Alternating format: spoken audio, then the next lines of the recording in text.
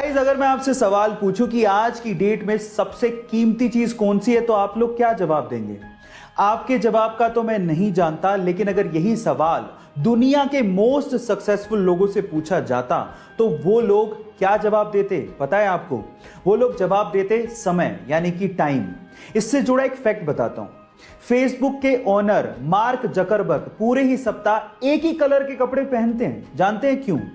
ताकि उन्हें यह सोचने में अपना समय बर्बाद ना करना पड़े कि मुझे कौन से कलर के कपड़े पहनने हैं। गाइस, याद रखिएगा, समय की कीमत बेशकीमती है।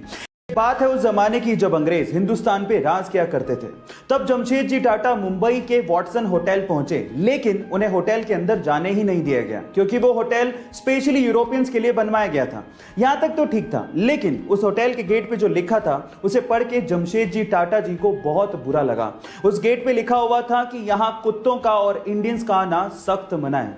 यह पढ़ के किसी को भी बुरा लगता, लेकिन जमशेदजी टाटा जी ने इस बात को दिल पे लगा लिया और उन्होंने उस दिन कसम खाई कि वो मुंबई में हिंदुस्तान का सबसे खूबसूरत होटल बनवाएंगे। और 16 दिसंबर 1903 को उन्होंने ताजमहल पैलेस, जिसे ताज होटल भी कहते हैं, उसको बनवाया और उसके बाद ताज होटल्स की नींव रखी। गाइस, क्या ये फैक्ट इसके पहले तक आपको पता था? और अगर नहीं पता था तो चैट सेक्शन में जरूर लिखिएगा। जब कोई टीम पहले ही टेस्ट में मात्र 36 रन पे पूरी की पूरी ऑल आउट हो जाए तो उस टीम से तो आप क्या ही उम्मीद रखोगे।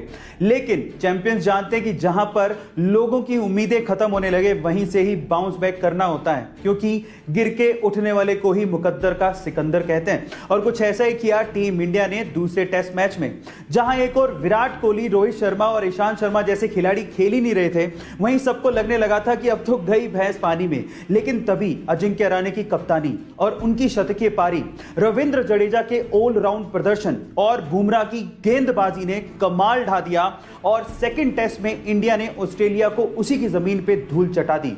गाइस, इंडिया की इस गजब की जीत के बारे में आपका क्या ख्याल है? चैट सेक्शन में जरूर लिखिएगा।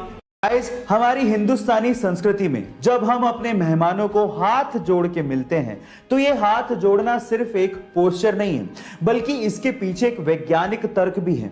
वो वैज्ञानिक तर्क क्या है मैं आपको बताता हूं। एक्चुअली जब भी हम लोग हाथ जोड़ते हैं तो हमारी उंगलियों के शीर्ष एक दूसरे के संपर्क में आते हैं, जिसकी वजह से इनके ऊपर दबाव पड़ता है और एक्यूप्रेशर का असर सीधे हमारी कानों पर, हमारे दिमाग पर और हमारी आंखों पर पड़ता है, जिसकी वजह से हम अपने मेहमान को लंबे समय तक याद रख पाते हैं।